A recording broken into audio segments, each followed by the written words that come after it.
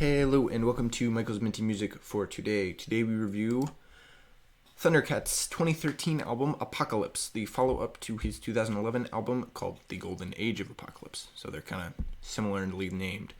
It's alright. This is the track listing, and these are the tracks I added to my playlist, 5 out of 12, so 1 under half.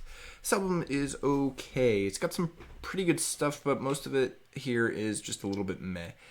It's not super upbeat, but it's not super slow either. Most of the songs here are kind of mid-speed, ambient sounding tracks with not a ton of lyrics, but also not a ton of super funky instrumentation. So they're kind of middle of the road. There's still some good tracks here that take inspiration from jazz and techno stuff, with a little bit of disco actually. But most of it is sort of ambient techno R&B, so not really the best of R&B or the best of techno in my opinion. It's very smooth, so smooth that it doesn't really go anywhere. The first half is just meh, and the second half has a little bit more going on, but it's still only about half good, so the flow is not great here.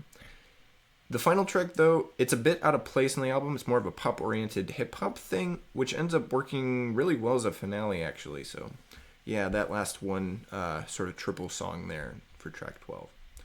There were 2 tracks released before the album as singles, Heartbreaks and plus Setbacks, and a 7th track, which is also my favorite song here. It's more disco-oriented and a little bit poppy, but it doesn't sound super out of place on the album, which is nice.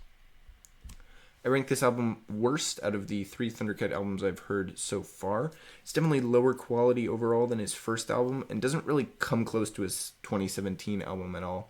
There's some songs on here that stand up to the best songs on his other albums, but overall, most of the songs here are just a little bit worse.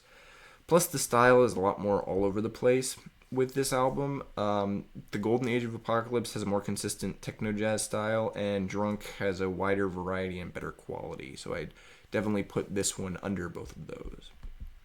Additionally, this album doesn't take my top spot from 2013. That stays with Sarah Bareilles' The Blessed Unrest, which is definitely higher quality, and I think personally I just like the pop style better. It's more consistent, comes together better, just generally better album. Next up is Thundercat's next album, 2017's Drunk.